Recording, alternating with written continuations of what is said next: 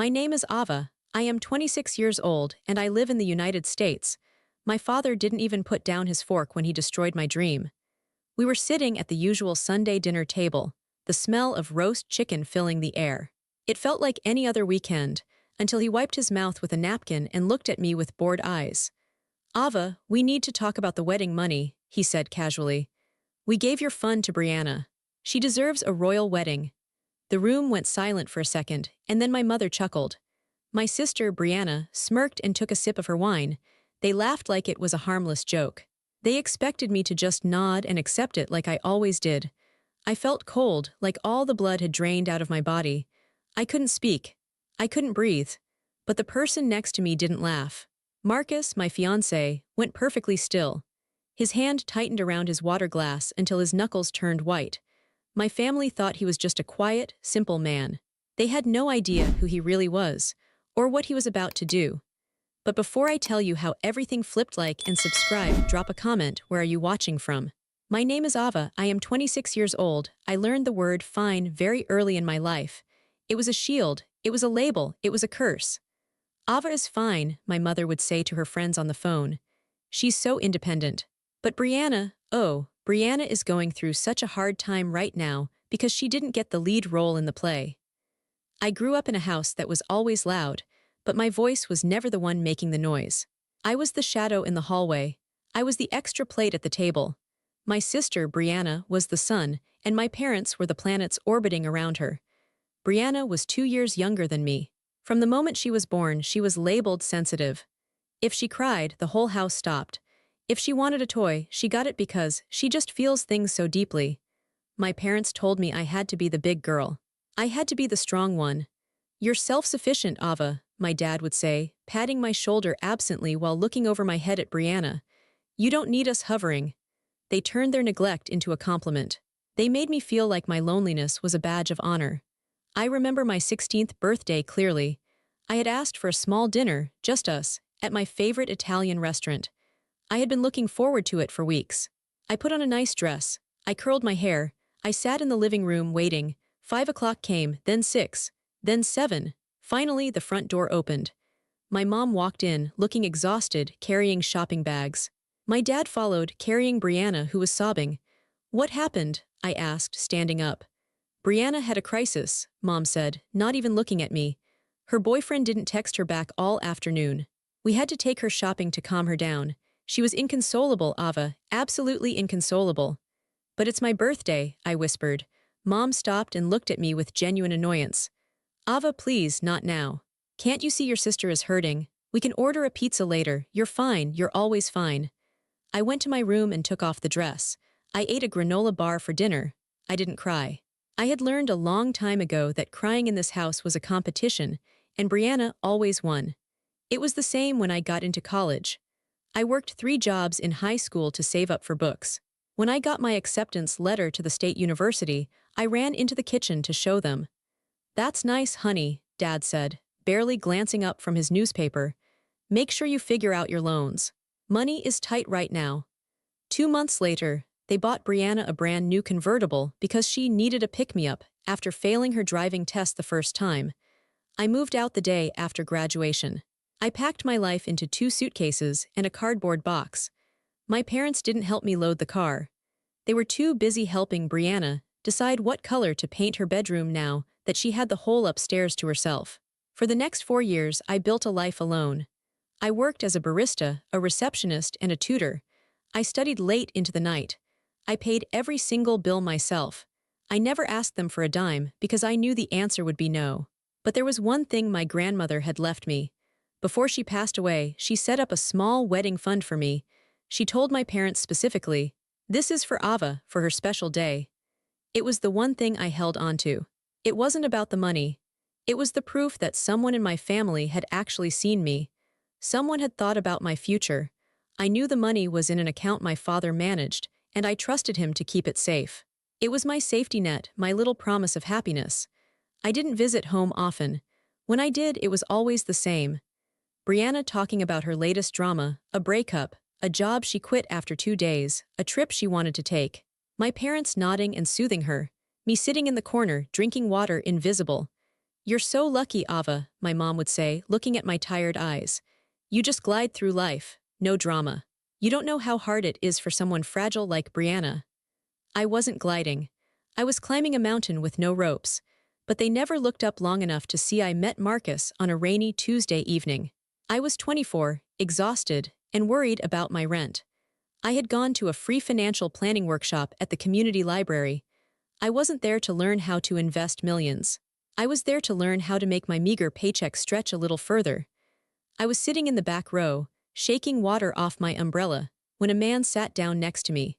He was wearing a faded flannel shirt and jeans that looked like they had been washed 100 times. He had scruffy dark hair and tired eyes. He looked like he had just come from a long shift at a construction site or a warehouse. He smiled at me. It was a shy, crooked smile. "Wet out there," he said. "Pouring," I replied. "I hope this class is worth the walk." "I hope so too," he said softly. "I'm Marcus." "Ava," we started talking. It was effortless. For the first time in my life, I wasn't talking to someone who wanted something from me or someone who wanted to talk about themselves. He asked me questions. Real questions. "What do you do for work?" he asked. "I'm a junior graphic designer," I said, "but I'm working at a coffee shop on weekends to make ends meet." He didn't judge me. He didn't look at my cheap shoes or my worn-out coat. He just nodded with respect. "That's hard work," he said. "You must be disciplined." After the workshop, he asked if I wanted to get coffee. We went to a diner around the corner. We sat in a vinyl booth for 3 hours, drinking bad coffee and talking about everything. He told me he grew up in the city, that he liked simple things, that he wasn't close with his family either. He listened to me talk about Brianna and my parents. He didn't interrupt. He didn't tell me to get over it. He just listened, his brown eyes focused entirely on my face. "That sounds lonely," he said after I told him about my 16th birthday. I felt a lump in my throat. "It is. I'm used to it though." "You shouldn't have to be used to it," he said. We started dating. It was a slow, quiet romance. We didn't go to fancy restaurants. We went for walks in the park. We cooked pasta in my tiny apartment. We rented movies and ate popcorn. I fell in love with his simplicity. Marcus was humble. He drove an old sedan that rattled when it went over 60 miles per hour. He never wore flashy clothes. He was careful with money, just like me. I decided not to tell my family about him for a long time. I was terrified. I knew what they would do. If they met him, they would judge him. My mother would look at his flannel shirt and wrinkle her nose. My father would ask him what he did for a living and then dismiss him if the answer wasn't impressive enough. Brianna would probably make fun of his car. Or worse, they would try to ruin it. They would tell him I was cold or boring. They would try to pull him into their drama. I wanted to keep Marcus pure. I wanted one thing in my life that didn't have their fingerprints all over it. So for 6 months, he was my secret. He was my sanctuary. When I was with him, I wasn't the invisible daughter. I was Ava. I was important. One night, lying on a blanket in the park looking at the stars, Marcus turned to me. "You know I love you, right?" he asked. "I know," I said. "I love you too, even if we're both broke." He laughed, a deep, warm sound. "Yeah, even if we're broke." I didn't care about money. I had grown up seeing how money was used as a weapon in my family. To control, to spoil, to silence. With Marcus, I had peace. That was worth more than anything my parents had ever given. Brianna. We had been together for almost a year when I found out the truth. It was a Saturday morning. We were at Marcus's apartment. His place was nice but modest. Clean, modern, but nothing extravagant. It fit him. He was in the shower, and I was looking for a pen to write down a grocery list. I opened the top drawer of his desk. There was no pen, but there was a magazine. It wasn't a normal magazine. It was a tech business journal. And right there on the cover was a face I knew better than my own. It was Marcus. He was wearing a suit in the photo, something I had never seen him wear. He looked sharp, commanding. The headline read, "The Quiet Disruptor, How Marcus Thorne Built a $50 million Fintech Empire from His Living Room." I froze. My hands started shaking. I pulled the magazine out and stared at it. 50 million, I looked around the room, the IKEA furniture, the old TV, the worn-out rug. None of it made sense. The bathroom door opened, and Marcus walked out, drying his hair with a towel. He saw me standing there, holding the magazine. He stopped dead in his tracks. "Ava," he said, his voice dropping. "Is this real?" I asked, my voice trembling. "Is this you?" He let out a long sigh and walked over to me. He took the magazine from my hands and set it on the desk. Yes, he said. It's me. I don't understand, I said, backing away slightly. You drive a beat-up car, we eat at diners. You told me you worked in software. You didn't say you owned the company. You didn't say you were rich. I know, he said.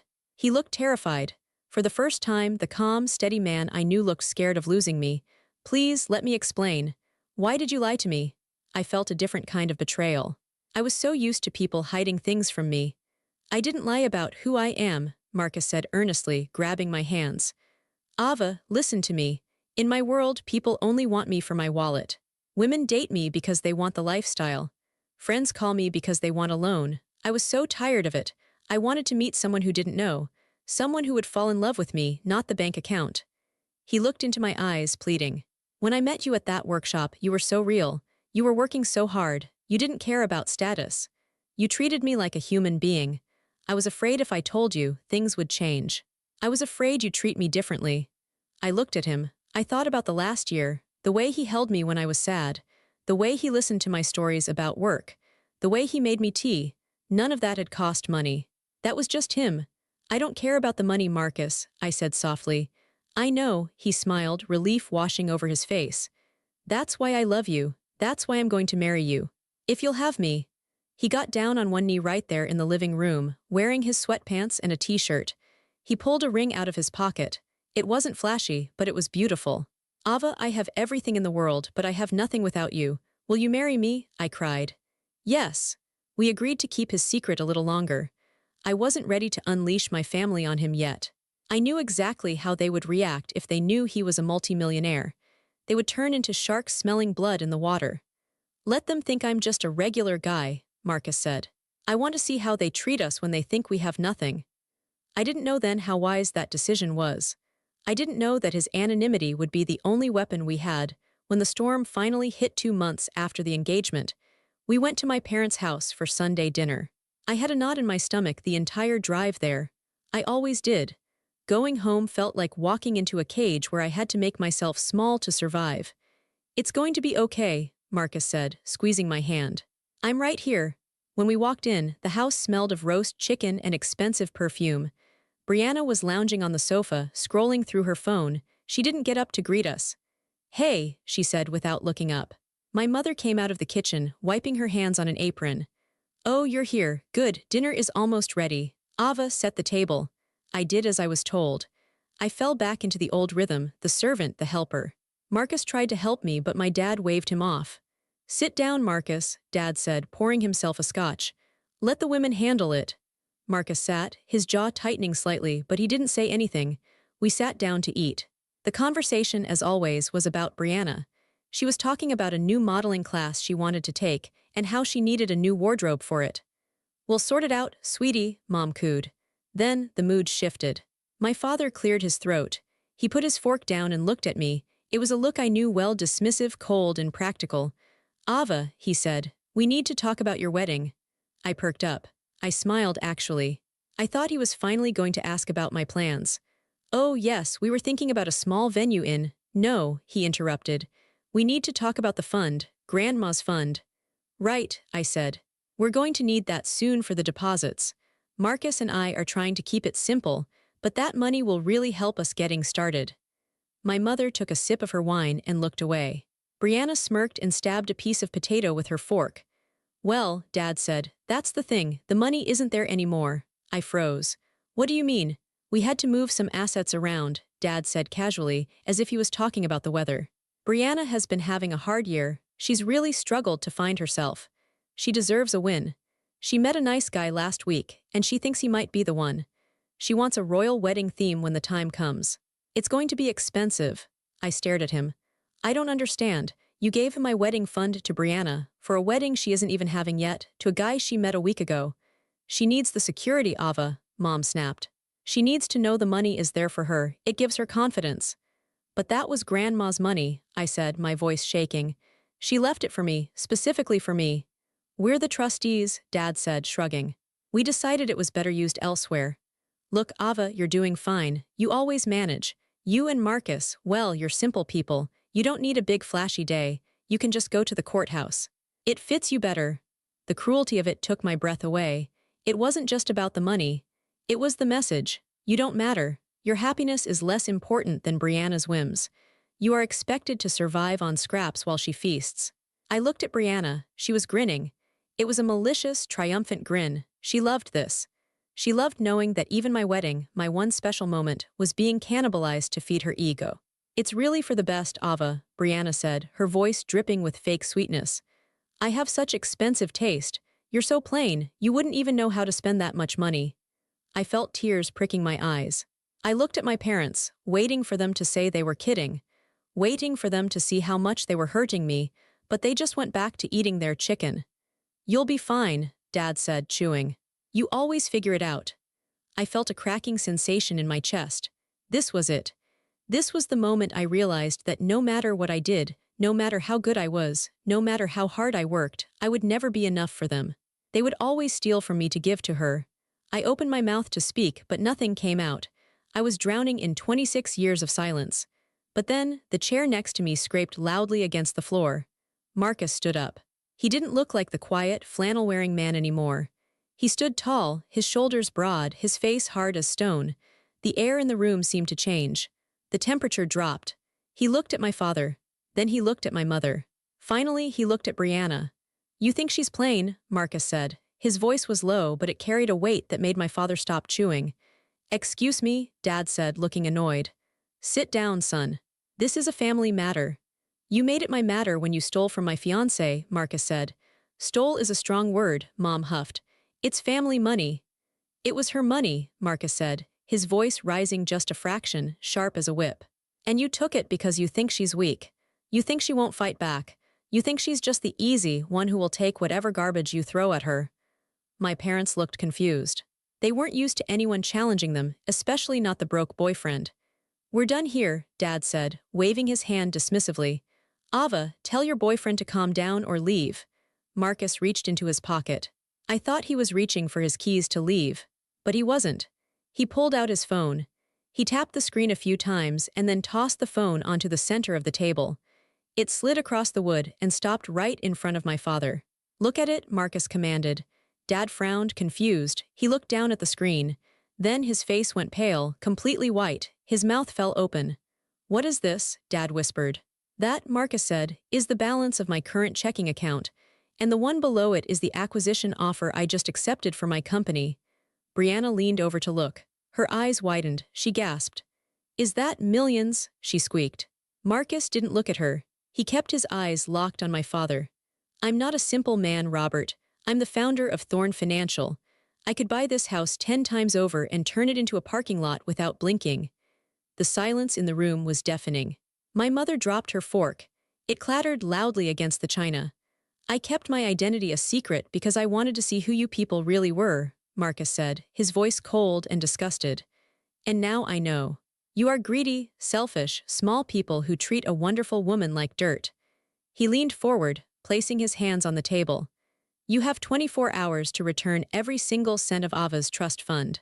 If you don't, I will unleash a team of lawyers on you that will make your head spin. I will audit every financial move you've made in the last 20 years. And I promise you, I will find something. My father was trembling. Sweat broke out on his forehead. He knew he couldn't win this fight. Now, Marcus said, straightening up and holding out his hand to me. Ava, let's go. We have a wedding to plan. A real one. The silence in the dining room was heavy. It felt like the air had been sucked out of the space. My father was still staring at the phone screen, his face draining of all color.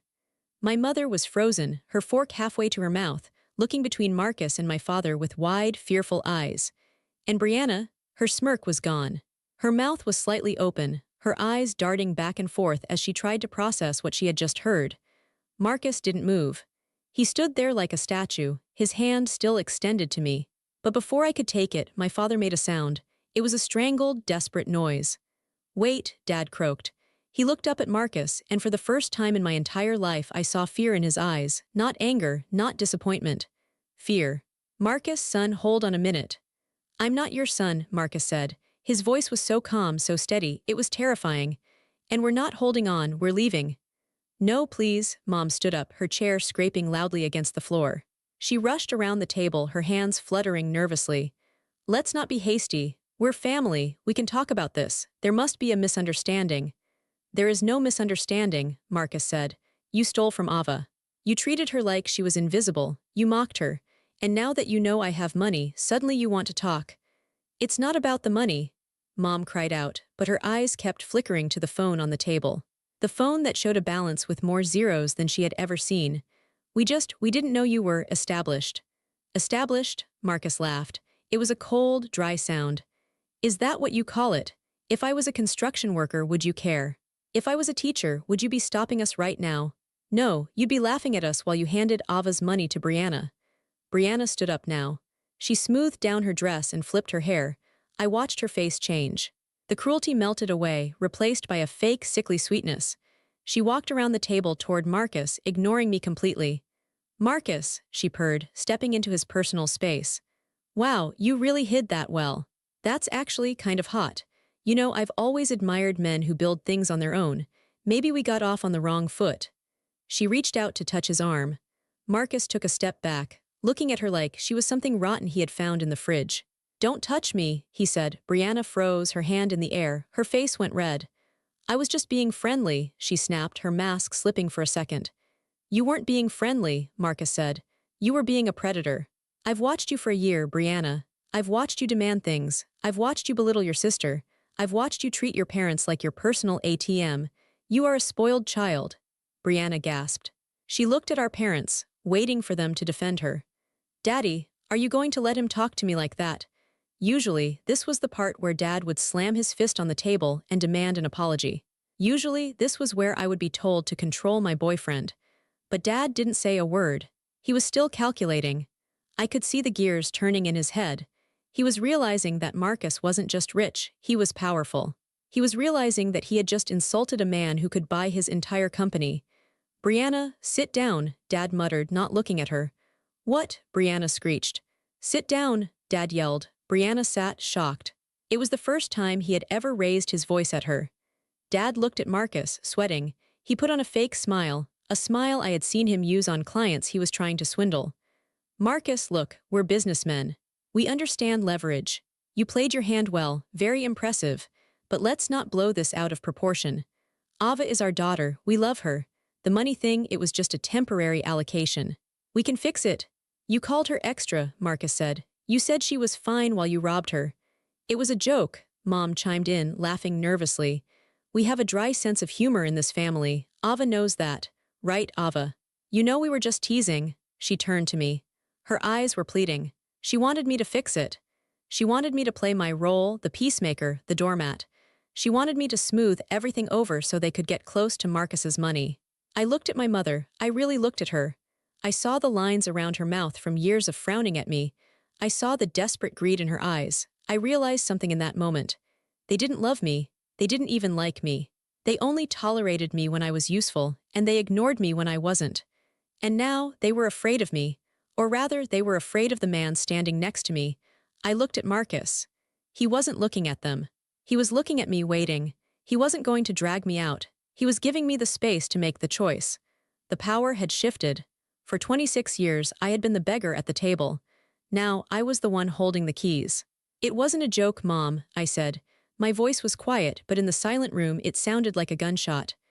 Ava, honey, don't be like that, Mom said, stepping closer. We're family. Family forgives.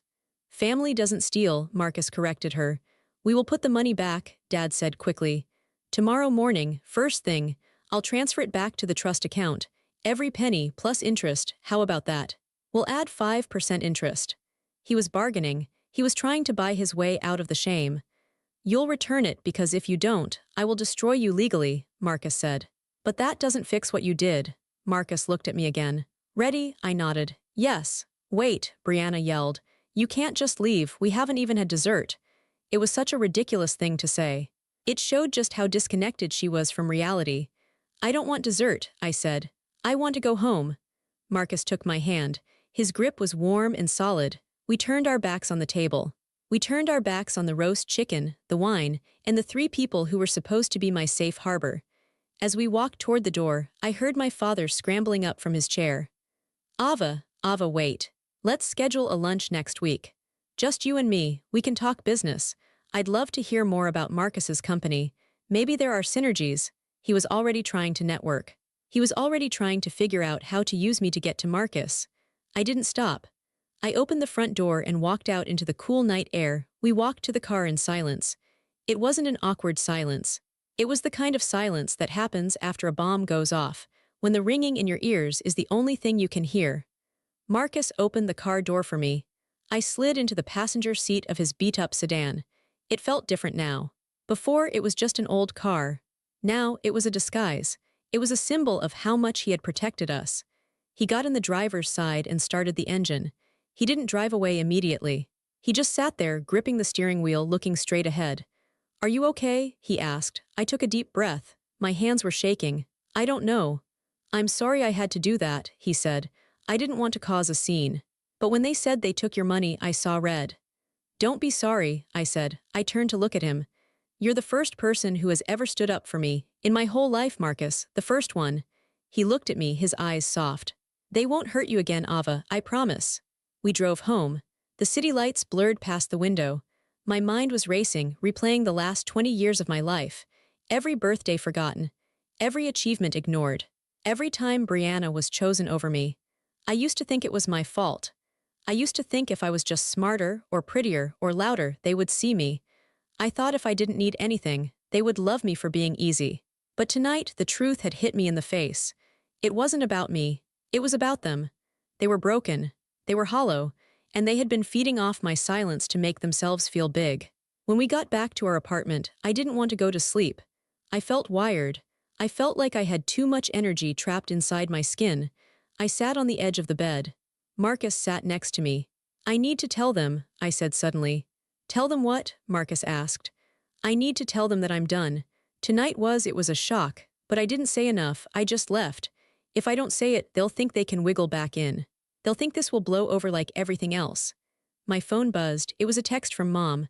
"Ava, please call. Daddy is very upset. We need to fix this. We love you." Then another buzz, Brianna. "Are you seriously dating a multimillionaire and you didn't tell me? That is so selfish, Ava. I could have introduced him to so many people. Call me." They weren't sorry. They were panicking. I stood up. I paced around the small bedroom. "I'm not calling them," I said. "I'm not going to give them the satisfaction of a conversation where they can interrupt me and gaslight me." "Write it down," Marcus suggested. "Get it out of your system." I shook my head. "No. They need to hear my voice, but I don't want to hear theirs." I picked up my phone. I dialed my father's number. It rang once and he picked up immediately.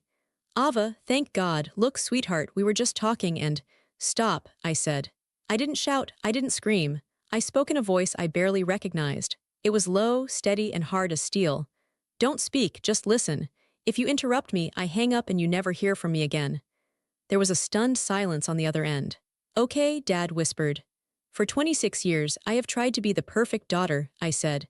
"I made myself small so there would be more room for Brianna. I asked for nothing. I solved my own problems. I paid my own bills. I thought that if I was good enough, if I was low maintenance enough, you would finally appreciate me." I took a breath. Marcus reached out and held my hand. "But I realized tonight that you don't want a daughter. You want an audience. You want a servant. You want a punching bag to make Brianna feel better about herself. You took my wedding fund not because you needed the money, but because you couldn't stand the idea of me having something that Brianna didn't." I heard my mother crying in the background, but it sounded fake, performative. I ignored it. "You called me fine. You said Ava is always fine. You used that word to dismiss me. You used it so you didn't have to do the hard work of being parents to 2 children. You just picked one and threw the other one away." "Ava, that's not true," Dad started. "I said don't speak," I snapped. He went silent. "I am not fine anymore, Dad. I am furious, and I am done. I am done competing for your love. I am done waiting for you to look at me. I have found a man who sees me, who cherishes me, who would burn the world down to protect me. I don't need your scraps anymore." Tears were running down my face, but my voice didn't waver. "Marcus demanded the money back, and you will send it. But once that transfer hits my account, I don't want you to contact me. I don't want texts. I don't want birthday cards. I don't want to hear about Brianna's latest crisis. I am cutting the cord." "Ava, you can't mean that," Dad pleaded, his voice shaking. "We're your parents." "You were my biological parents," I said. "But you haven't been my family for a long time. Goodbye." I hung up. I stared at the phone. My heart was pounding in my chest like a drum. I waited for the guilt to come. I had been trained to feel guilty whenever I upset them. I waited for the crushing weight of thinking I was a bad daughter. But it didn't come. Instead, I felt light. I felt like I had been carrying a backpack full of rocks for 20 years, and I had finally just dropped it on the side of the road. I looked at Marcus. He was smiling at me, a proud, beaming smile. "You did it," he said. "I did," I whispered. "I really did." I climbed into bed and pulled the covers up to my chin. For the first time in my life, I fell asleep without worrying about whether I was good enough. I knew I was. And that was all that mattered. The next week was a lesson in boundaries. Just because I had said goodbye didn't mean they were going to let me go easily. They were like a virus that couldn't survive without a host. The morning after the dinner, the money appeared in my account. It was the full amount, plus the 5% interest my father had promised in his panic. The transaction note just said, "For Ava, love, Dad." It was a transaction, a bribe. He thought if he sent the money, everything would go back to normal. Then the messages started. First it was Mom. She sent photos of me as a baby. "Look at this sweet angel. We love you so much, Ava. Please don't shut us out. We made a mistake." Then Brianna. "Hey, I'm sorry I was a brat. Can we get coffee? I really want to hear about Marcus. Does he have any single friends? LOL. Seriously though, call me." Then the flying monkeys came. My aunt, who I hadn't spoken to in 3 years, called me. "Ava, your mother is devastated. She hasn't stopped crying. You're being very cruel. They made a mistake with the money, but they fixed it. You can't destroy the family over money." It was exhausting. Every time my phone buzzed, I felt a spike of anxiety. "Block them," Marcus said on the third day. We were sitting at the kitchen table, eating breakfast. "I can't," I said. "What if there's an emergency?" "If there's a real emergency, the police will call you," Marcus said. "Right now, they are just manipulating you. They're love-bombing you because they're terrified of losing their access to you and to me." He was right. It wasn't love, it was panic. They realized they had bet on the wrong horse. They had spent their lives investing in Brianna, and she was a bottomless pit of need. I was the one who had made it.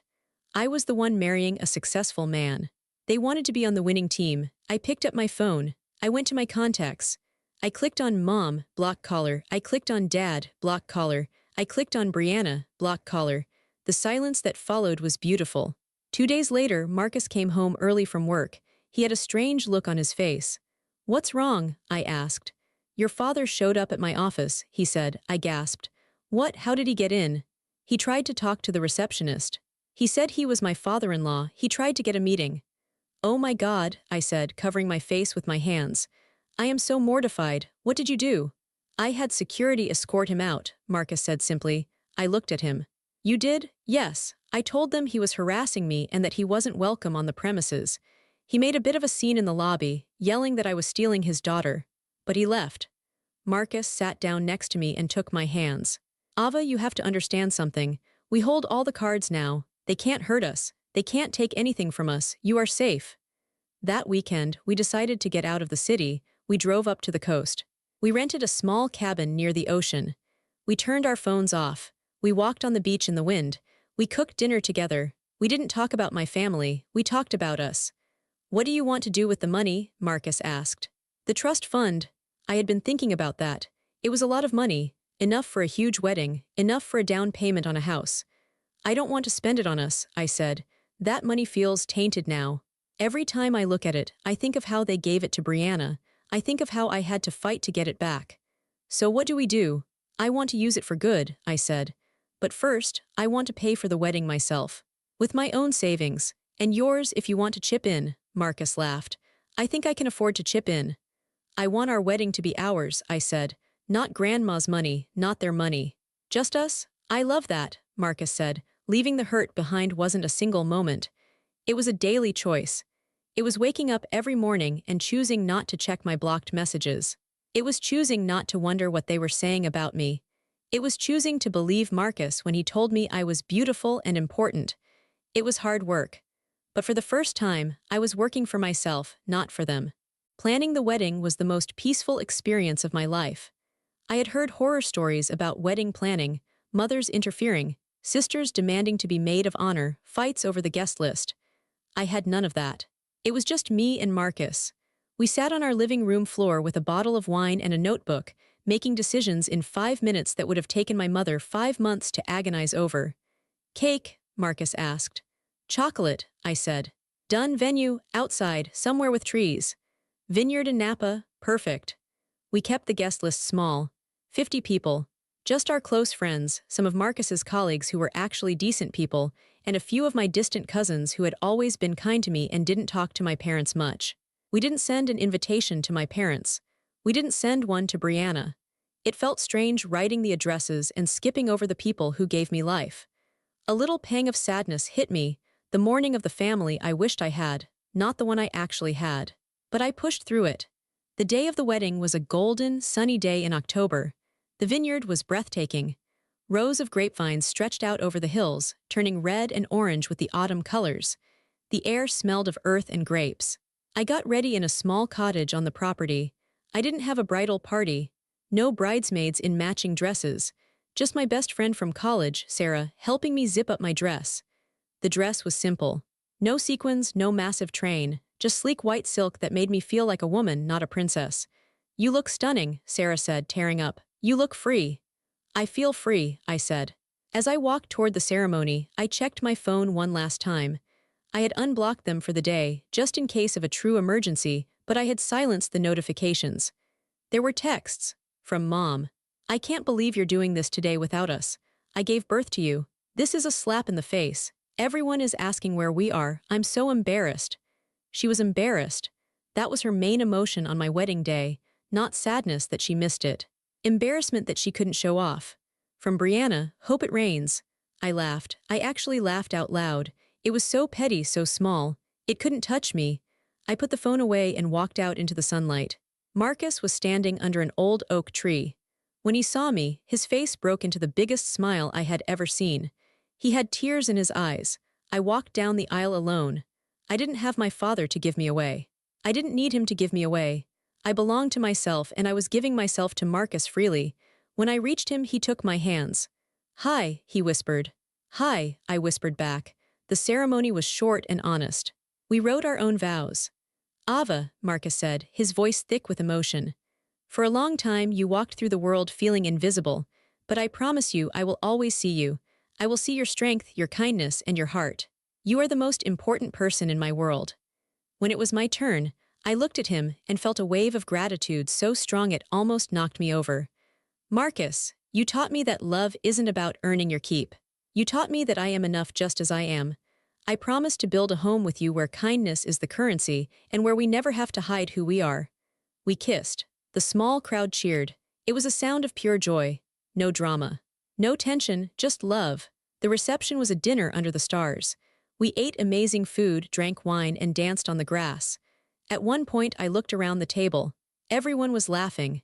Everyone was happy. There was no one criticizing the food. No one making a scene. No one crying in the bathroom because they didn't get enough attention. It was the family I had chosen. And it was perfect. It has been 3 years since the wedding. We live in a beautiful house now, not too big, but filled with light. We have a dog, a golden retriever named Barnaby who sleeps on the rug while I work. I started my own graphic design firm. I didn't want to work for anyone else ever again. I wanted to be in control of my own destiny. Marcus helped me with the business side, but the creative work is all mine. I have 5 employees now. I treat them well. I make sure they feel seen. And the money, the trust fund, I stuck to my plan. I didn't keep a dime of it. I set up a scholarship fund for first-generation college students, girls who, like me, had to pay their own way, who worked night shifts while studying, who had no safety net. We called it the Visible Foundation. Every year, I get to read the application essays. I read stories of young women who are fighting to build a life, who are ignored by their families or society. And every year, I get to call 5 of them and tell them that their tuition is paid in full. Hearing their screams of joy, their sobbing gratitude, that heals me more than anything else could. It turns my pain into purpose. As for my family, I hear things through the grapevine. I haven't spoken to them since the phone call. My aunt told me that Brianna got married 6 months after I did. It was a rush job to a guy she barely knew. My parents spent a fortune on the royal wedding she wanted. It was huge, flashy, and expensive. They divorced 8 months later. Apparently, the wedding debt caused a huge strain on my parents. My dad had to delay his retirement. My mom is bitter, they blame the ex-husband. They blame the economy. They probably blame me. They are still trapped in their cycle of shallow appearances and deep unhappiness. They are still trying to fill a bucket with a hole in the bottom. Sometimes, I feel a pang of sadness for them. It must be exhausting to live like that. But I don't feel the need to fix it anymore. Marcus and I are expecting our first baby in the spring, a little girl. We talk about her often. We talk about how we will raise her. We will not raise her to be easy. We will not raise her to be quiet. We will raise her to be loud, to be messy, to be sensitive, to be strong. If she cries, we will listen. If she succeeds, we will cheer. I will never tell her she is fine just to shut her up. I will ask her how she feels and I will wait for the answer. I am sitting on my back porch right now, writing this. The sun is setting. Marcus is inside cooking dinner. I can smell garlic and basil. Barnaby is chasing a butterfly in the yard. I am not the invisible daughter anymore. I am a wife. I am a business owner. I am a mother-to-be. But mostly I am Ava. And for the first time in my life, that is enough. The world eventually sees what families tried to ignore. And sometimes the best revenge isn't screaming or fighting. It's just being happy. Quietly, truly, untouchably happy.